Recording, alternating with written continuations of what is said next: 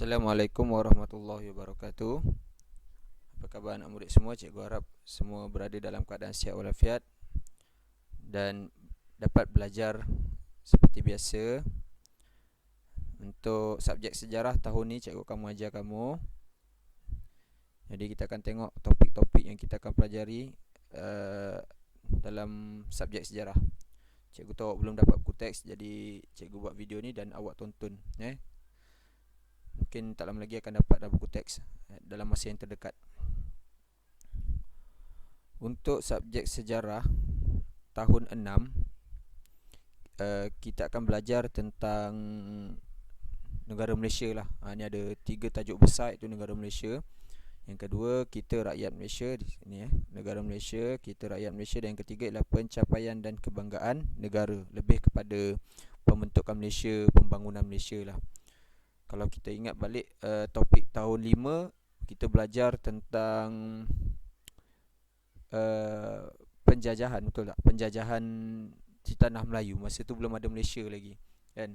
Masa tu masih lagi tanah Melayu, penjajahan tanah Melayu, tokoh-tokoh yang berjuang untuk memerdekakan tanah Melayu, siapa dia penjajah-penjajah di tanah Melayu. Kemudian sampailah kita belajar tentang macam mana tanah Melayu ni merdeka, Persekutuan Tanah Melayu ni merdeka. Kemudian barulah idea pembentukan negara Malaysia. Ni dia topik pertama tahun 6, lahirnya sebuah cinta kami rakyat Malaysia. Tengok gambar dia pun dah berbilang kaum, rakyat Malaysia. Baik, itu topik dia. Topik yang pertama iaitu pembentukan Malaysia dalam tahun 6 ni. Gagasan pembentukan Malaysia telah dinyatakan. Boleh nampak gagasan pembentukan Malaysia telah dinyatakan oleh Tunku Abdul Rahman Putra Al-Haj semasa beliau berucap dalam satu majlis Persatuan Wartawan Luar Asia Tenggara di Singapura pada 27 Mei 1961. Terdapat beberapa sebab yang membawa kepada pembentukan Malaysia. Maksudnya sebelum 1961 ni, sebelum Tunku Abdul Rahman berucap ni, belum ada lagi Malaysia. Malah selepas merdeka pun belum ada lagi pembentukan Malaysia. Pada waktu tu nama negara kita masih lagi Persekutuan Tanah Melayu. Persekutuan Tanah Melayu selepas kita merdeka daripada British. Kemudian idea ni timbul pada tahun 1961 lah, nak bentuk nama Malaysia ni. Siapa dia ahli-ahli dalam Malaysia ni? Jadi kenapa Tunku Abdul Rahman nak wujudkan negara Malaysia ni? Ini antara sebab-sebab pembentukan dia. Yang pertama, menjamin keselamatan negara. Kena ingat satu dekat sini, kena ingat bahawa walaupun pada waktu tu Persekutuan Tanah Melayu ni dah bebas, dah merdeka daripada British, namun perlu diingat ancaman komunis pada waktu tu masih belum berakhir lagi. Masih lagi ada komunis-komunis yang mengganggu gugat keselamatan dan keamanan negara.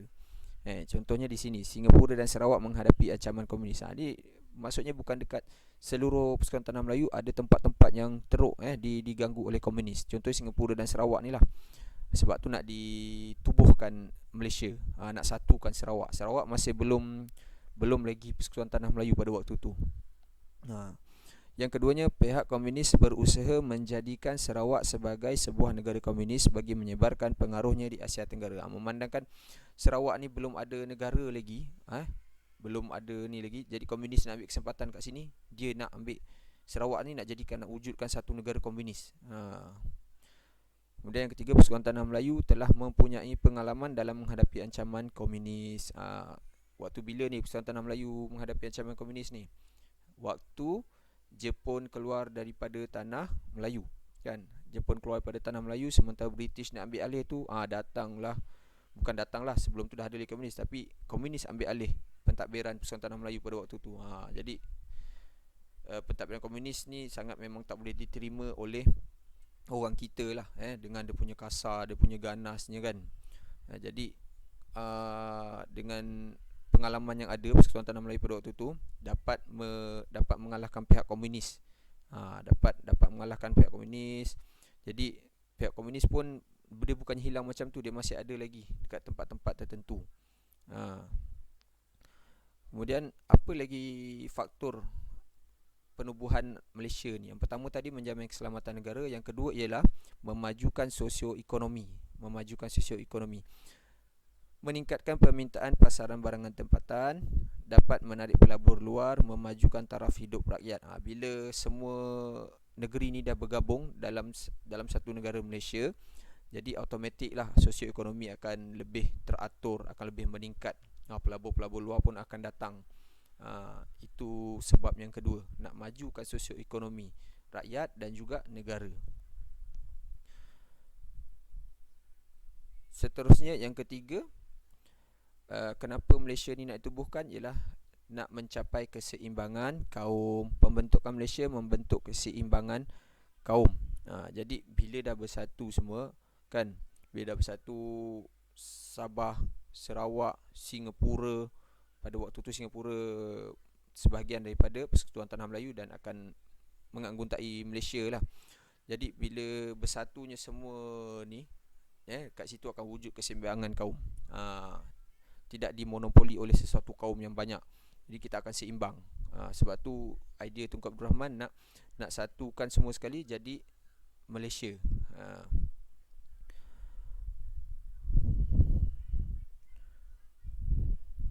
Baik, contoh kartun kat sini kata apa, saya berasa sungguh bangga dengan pembentukan Malaysia. Pembentukan ini dapat membantu memajukan negara kita.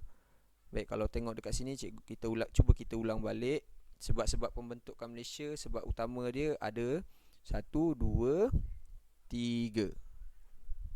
Iaitu yang pertama, menjamin keselamatan negara. Negara masih lagi diancam komunis pada waktu tu. Yang kedua ialah untuk memajukan sosioekonomi. Bila semua dah bergabung, sosioekonomi akan meningkat. Terutamanya Singapura, Pulau Pinang kan, yang negeri-negeri yang kita tahulah pelabuhan, tempat ekonomi pada waktu tu. Dan yang ketiga ialah mencapai keseimbangan kaum, supaya sesuatu kaum tu tak monopoli, tak monopoli besar kat situ. Jadi seimbanglah semua kaum. Sebab tu negara kita berbilang kaum. Jadi cikgu rasa untuk PDPR kali ini kita di sini saja. Kita akan sambung untuk topik yang seterusnya pada masa akan datang. Jadi kesimpulannya kat sini, awak dah belajar tentang pembentukan Malaysia, idea pembentukan Malaysia dan dia punya faktor-faktor pembentukan, sebab-sebab penubuhan pembentukan Malaysia ni.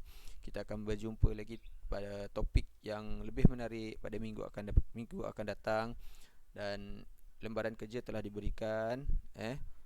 Cikgu harap kamu dapat siapkan dengan buku teks tahun 5 yang kamu ada tu. Boleh rujuk sikit-sikit dan rujuk video kalau tak dapat nak jawab, dan boleh tanya cikgu, boleh PM cikgu untuk kalau tidak faham. Baik, itu saja daripada cikgu. Sekian, terima kasih.